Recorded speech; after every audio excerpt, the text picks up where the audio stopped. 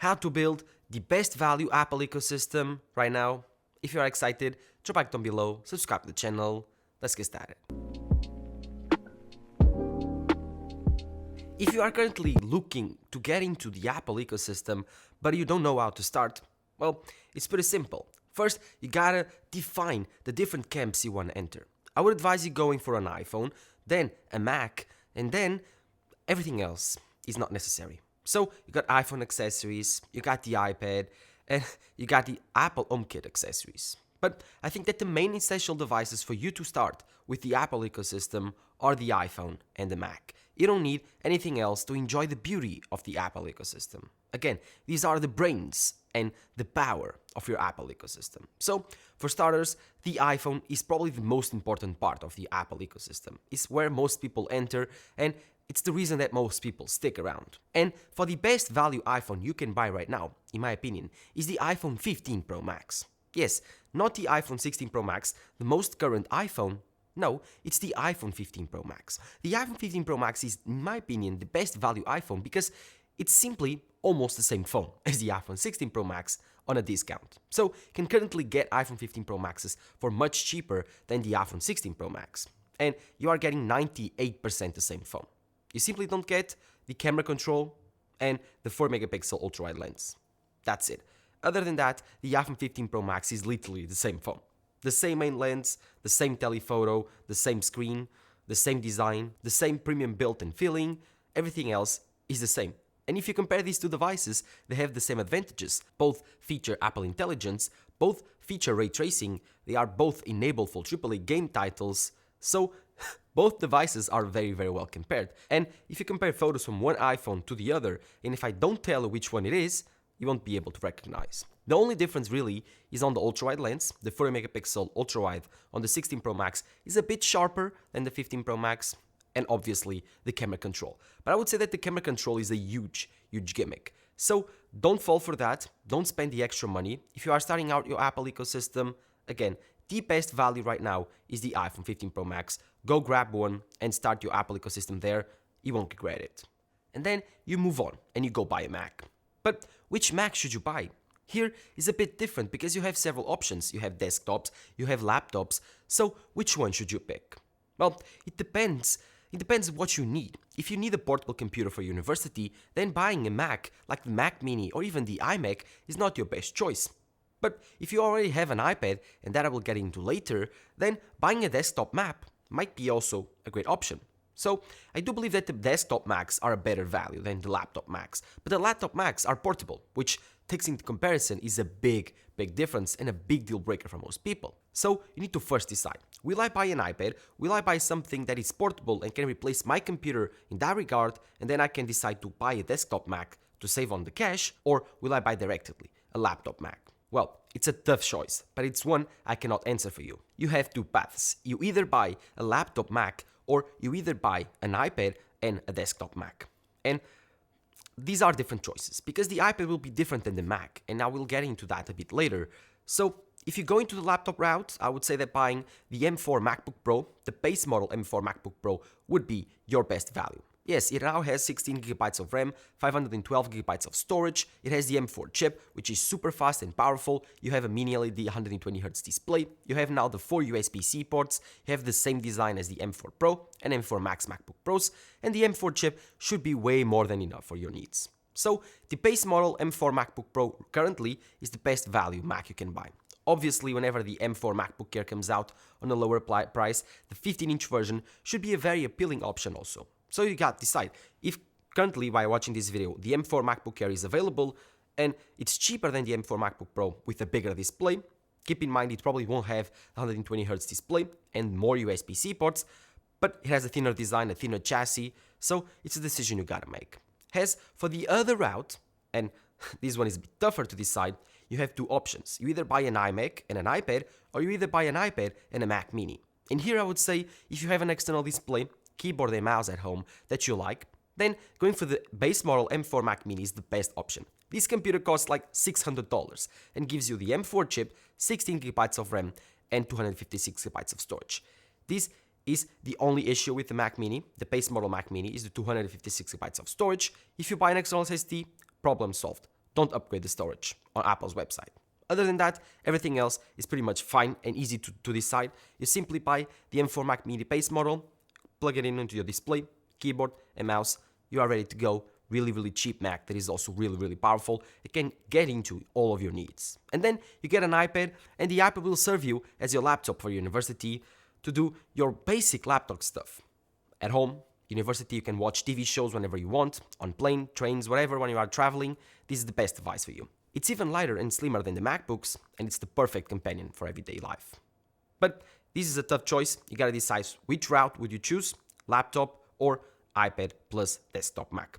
These are two different routes that will take you into different positions on the Apple ecosystem. Alright, let's now imagine that you picked the route for the iPad and the desktop Mac. So you bought the Mac Mini or even the iMac, and now you undecided which is the best iPad for you to buy. Well, it's a tough choice, because on the iPad lineup you have several options. You have the iPad Pro, you have the iPad Air, you have the iPad Mini, and you have the iPad 10th generation, the basic iPad. So which one is the best value? I would say neither of them. I wouldn't buy any of the new iPads right now. I would buy the older generation iPads Pros. So I would buy the M2 iPad Pro, the M1 iPad Pro, which one you find is cheaper and has the most amount of storage available. So, for example, buying an M1 iPad Pro for like $600 used, you are getting an incredible mini LED display, 120Hz. You are getting the M1 chip, which for your basic laptop needs right now, it's pretty much all you need and can get you video editing on Final Cut Pro, Logic Pro. You can do all of your tasks on the iPad Pro pretty easily. You can play AAA game titles on your M1 iPad Pro, which is insane. You can do whatever you need, whatever you want on this M1 iPad Pro. And it has also an incredible design, super thin, super lightweight. You can buy the 12.9 inch or the 11 inch, you choose. I would say that buying the 12.9 inch gives you a bigger canvas, gives you a bigger display to work on. If you are a student, getting the Apple Pencil will also give you a different world to take notes and even to draw if you love to draw or paint. So the iPad Pro 2021 or 2022 generations with the M1 or M2 chips currently on a big discount are the best value devices on the Apple iPad lineup. So don't buy any new iPad, try to find these used iPad Pros or even refurbished on tech stores and you will get a hell out of the deal. Let's now talk about accessories that can take the most out of your current devices. Well, there are 7 categories of accessories for the Apple ecosystem. You have the Apple Watch, you have the AirPods, you have the HomeKit accessories. But I would say that the most important accessories for you to get are the AirPods Pro specifically, the new 2nd generation AirPods Pro, and an Apple Watch. So let's first talk about the Apple Watch because I think that's the best accessory for your iPhone and the one that will change the most out of your life. The best Apple Watch for you to buy, in my opinion, is the Apple Watch 10. Yes, kinda weird, I know that I'm not recommending you to buy the Apple Watch Ultra because I have one, but I would say that the Apple Watch Ultra is too much for most people. It's too big, too bulky, too heavy. And Apple solved this issue with the Apple Watch 10 this year. If you love the titanium build and the titanium feel, buying the Apple Watch 10 on the titanium material is your best bet. It's beautiful, it's sleek, the display is big, it's huge, it has so many new features, sleep apnea detection, it has EKG, it has your heart rate monitor, it has all of the rings and the smart features on the Apple Watch, can wake you up with smart alarms, can track your sleep, can track your oxygen blood, and can track all of your heart rate metrics that you want. So if you are an athlete and you don't want the big, bulky Apple Watch Ultra for your everyday life, then buy the Apple Watch 10 on the titanium build. Although it's expensive, it will be a great choice. If you are not an athlete or you're not a big Apple Watch user, then buy the base model Apple Watch 10 for like $450 would be a great option. It will give you all of the exercise tracking that you need for your weight loss. It will give you all of your sleep tracking features like the sleep apnea detection, like all of your sleep metrics if you want to improve your sleep quality. And if you are a fitness junkie like me, then it will help you out track your workouts and all of the metrics of that. So the Apple Watch is not just a watch, but it's your life companion. It's your health device. Apple really focused on health on the Apple Watch, and getting the Apple Watch 10 right now, I think it's the best deal. If you want the titanium build, don't buy the Apple Watch Ultra, simply because the Apple Watch Ultra 2, the current Apple Watch available, it's almost like 1.5 years old right now, so it's quite old. Apple did not update the Apple Watch Ultra lineup this year, so wait for next year if you are going to buy an Apple Watch Ultra. As for the best value Apple Watch, definitely the Apple Watch 10. Moving on to the AirPods lineup, weirdly enough, the best value AirPods available are the AirPods Pro. the second generation with USB-C. Yes, you can get them for like $180 on Amazon. At least you could on Black Friday. Amazon is always discounting these devices below their retail price, which is quite weird, but amazing. So you can grab a pair of AirPods Pro almost for the price of the AirPods Pro. Yes, the AirPods 4 are the rubberless AirPods lineup that is not as good. They don't have as good as noise cancelling, as good as transparency mode. So buying the AirPods Pro second generation will be the best option for most people. They really fit your ears. You have several sizing options that you can try out, and they give you all of that on the package. It gets you the best sound quality out of the all AirPods available, gives you the fastest chip, gives you the best noise cancelling, gives you the best transparency mode, and all of the other features like taking hear tests for your audition with the AirPods Pro. You can do that. You can use them as hear safety for loud concerts. You can use them as hearing aid for your hear loss. It's actually insane, all the things that you can do, and the AirPods are also moving towards this health aspect of the Apple ecosystem. So these are getting very, very complete, and for the price that Apple asks you for it, they are an amazing, amazing deal. As for the rest of the Apple ecosystem, like the HomeKit devices, you are getting to a very, very nerdy spot.